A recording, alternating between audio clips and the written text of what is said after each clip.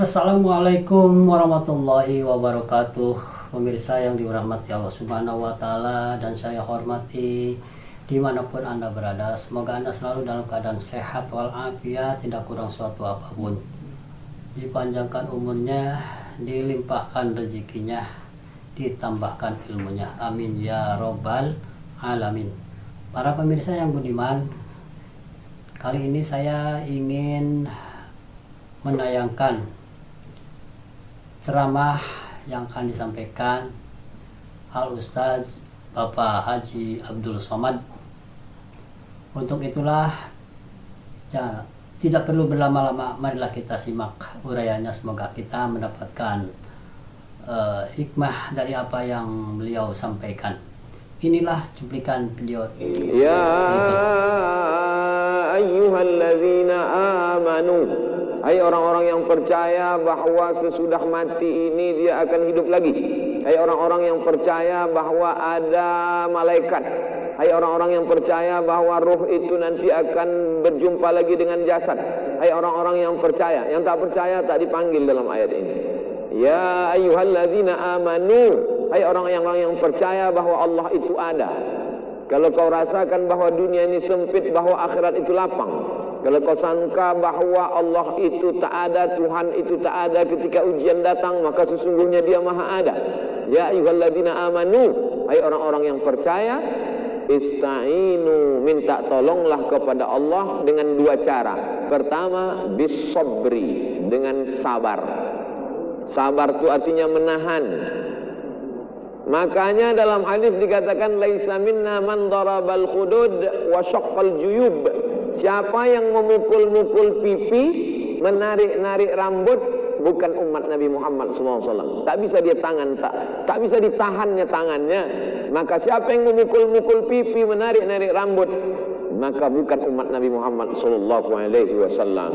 Maka niyahah haram hukumnya. Meratap, lidah bisa ditahan, tangan bisa ditahan, tapi ada yang tak bisa ditahan, tetesan air mata.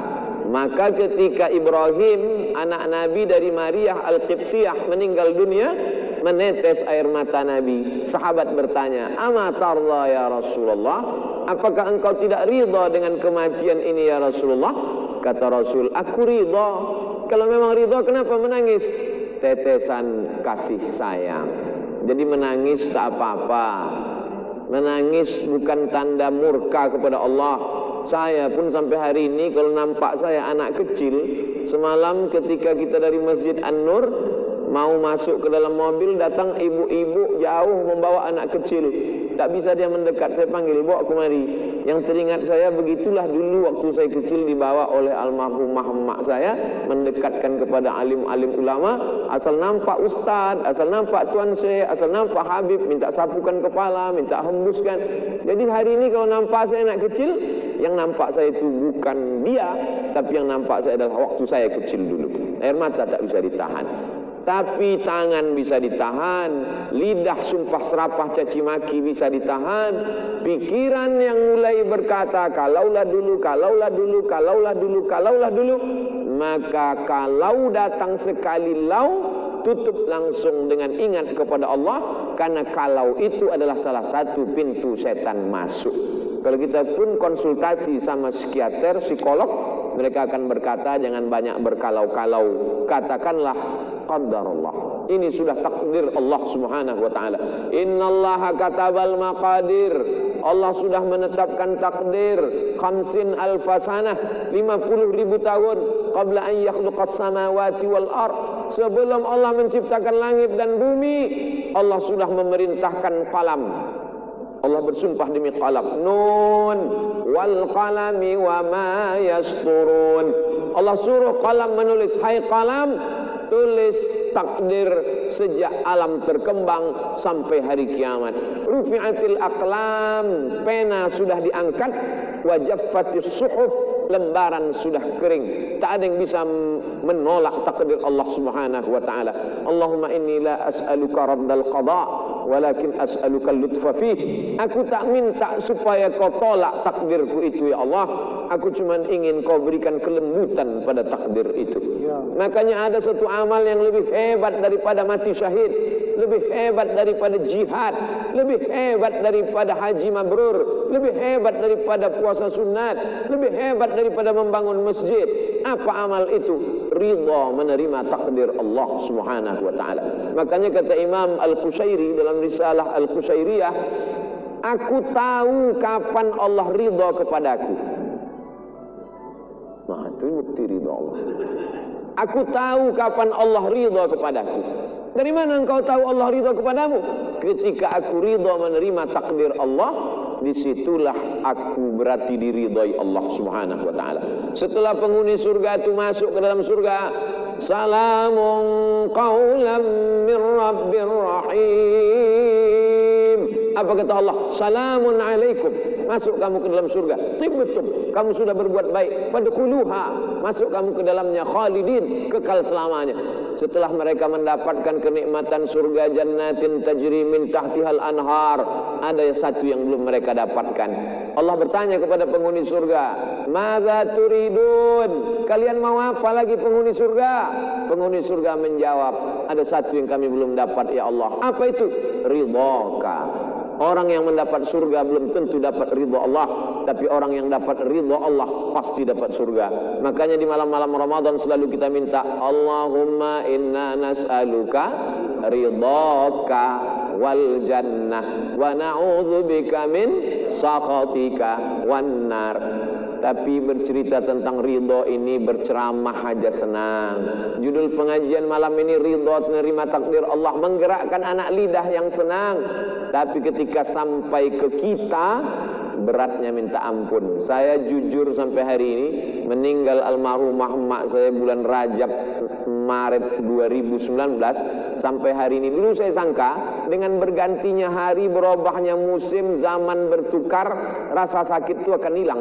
Setelah saya renung-renung, sakitnya itu hanya akan hilang kalau kematian itu datang kepada saya, barulah dia hilang. Jadi apalah yang bisa kita lakukan? Tak ada lain kecuali berserah kepada Allah Subhanahu wa taala. Wasta'inu ya ayyuhalladzina amanu ista'inu bis-sabri. Yang pertama sabar. Yang kedua wassalah, salat. Berbanyak salat. Salat sunat tarawih sudah, salat witir sudah, nanti bangun malam salat sunat wudu, habis itu salat sunat taubat, habis itu salat sunat tahajud, habis itu salat sunat hajat, habis itu salat sunat mutlak. Asal datang luka di hati, datang rindu, datang perih, datang sedih, maka ambil air wudu. Suatu ketika Sayyidina Abdullah bin Abbas sedang dalam perjalanan, tiba-tiba di belakang dia tengok ada orang penunggang kuda kencang mengejar. Lalu kemudian penunggang kuda itu berhenti tepat di depan dia dan berkata, wahai Abdullah bin Abbas, saudara kandungmu meninggal. Maka Abdullah bin Abbas saat itu turun dan langsung sholat sunat. Orang sehebat Sayyidina Abdullah bin Abbas yang didoakan Nabi, Allahumma faqihhu fid din wa 'allimhu ta'wil, yang saudara Nabi, ayahnya dengan Nabi, berkeluarga langsung berngalir darah mereka, satu darah dengan Rasulullah SAW. Tetap juga dia minta tolong dengan solat sunat. Dengan solat sunat itu kita sedang berserah diri kepada Allah. Inna solati wa nusuki wa mahyaya wa mamati lillah. Ya ayyuhalladzina amanu ista'inu bis sabri was salah. Innallaha ma'as sabirin. Kalau kita sabar, ridha, Allah menurunkan kekuatan. Kekuatan ini bukan dari kita. La haula wala quwata illa billah. Banyak orang melarikan kegundahan hidupnya ke narkoba, ke minuman keras, ke perbuatan yang tak diridhai Allah. Tidak ada jalan lain kecuali berserah diri kepada Allah, balikkan semuanya kepada Allah. At-tahiyatul mubarakatus salawatut thayyibatu lillah. Bukan punya kita. Kita pun nenek moyang kita mengajarkan langkah rezeki, pertemuan maut, bukan punya kita. Pemirsa, itulah paparan ceramah dari Kiai Haji Ustadz Abdul Somad. Mudah-mudahan kita semua mendapatkan tambahan ilmu, tambahan manfaat bagi hidup kita semua. Amin ya rabbal alamin. Wabillahi taufiq wal hidayah. Wassalamualaikum warahmatullahi wabarakatuh.